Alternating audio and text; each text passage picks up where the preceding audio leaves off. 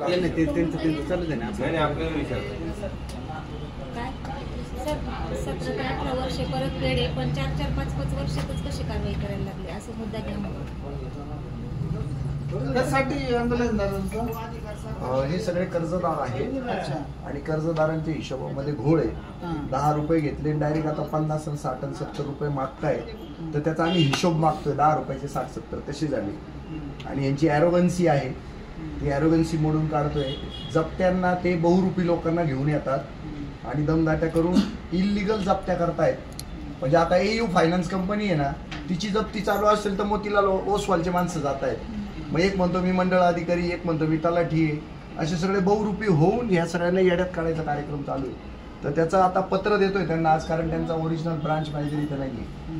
त्यांचा जो प्रतिनिधी आहे त्या प्रतिनिधीला पत्र देऊन आम्ही निघतोय, कारण चर्चा होऊ शकणार नाही, कारण त्यांचा ऑफिस बिहेवियर नाही. अशी एकंदरीत सिच्युएशन.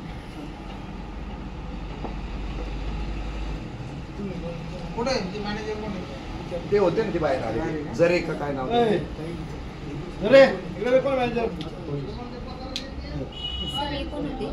पोलीस येते.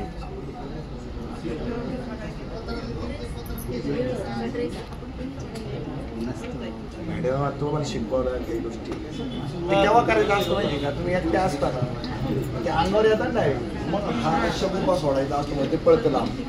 आता एवढे असतं कोणी काय म्हणणार, तेव्हा त्यालाच महत्व आहे.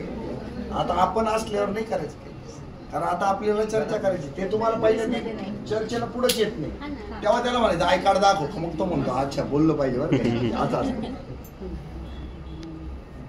पूर्वी तुम्ही लय राड करून ठेवले ना, तर तो राग निघून राहिला बाहेर.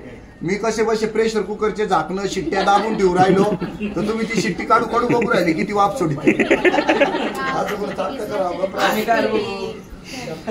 मी गॅस बंद केलाय मुद्दाम, अजून प्रेशर वाढू नये म्हणून.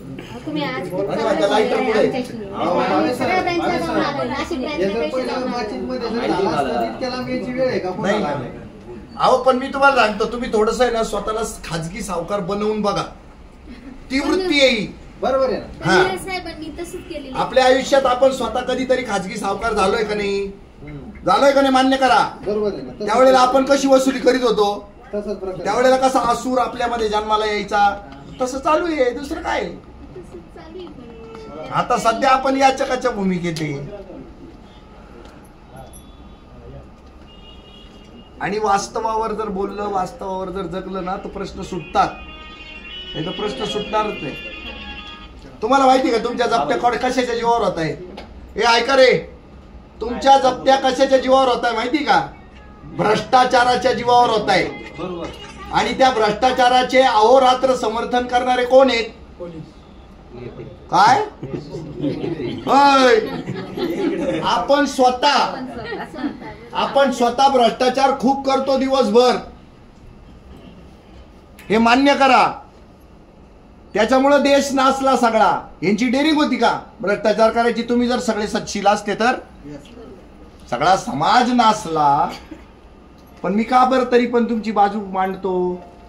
सगळं करा बाबांनो, पण कोणाला बेघर करण्याचा अधिकार नाही. मी एकाही विधवेला, नाशिक मधल्या एकाही विधवेला बेघर होऊन दिलेलं नाही. नवऱ्याच्या नावावर कर्ज आहे, नवरा वारला आणि त्या बाईला धरून बाहेर काढायचे कार्यक्रम आहे ना, परमनंट बंद आहे आमच्या नाशिकला. आणि नुसतं फोन सुद्धा नाही करायचा आहे त्या विधवेला.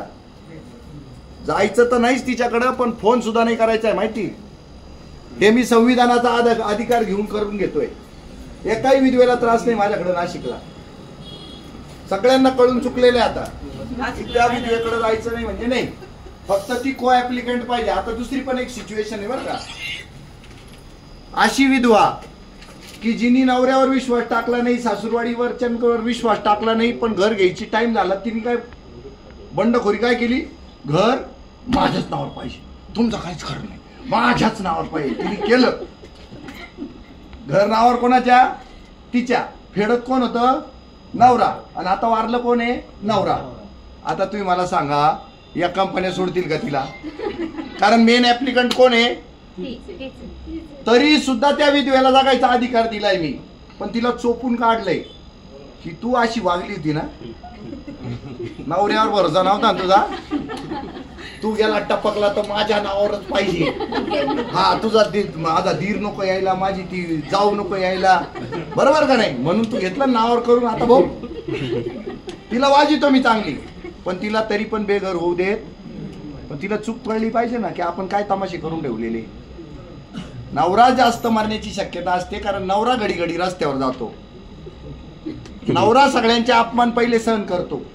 ती भिंत आहे तुमची. सगळ्यात तोफांचे गोळे कोण सहन करतं बाहेर? म्हणून तो लवकर मरतो. झालं? आपण कायदेशीर कृत्य करत आहात त्याबाबत आपणास या पत्राद्वारे नम्रपणे विनंती करण्यात येते की आपण उक्त विषयानुसार करत असलेले बेकायदेशीर कृत्य थांबावे. हा अजून का? हे बघा आता मी आहे ना, मुद्दे जे आहेत ते तुम्ही सांगा, म्हणजे मी इथं घेतलं का नाही मला कळेल. सांगा, एक एक मुद्दा सांगा.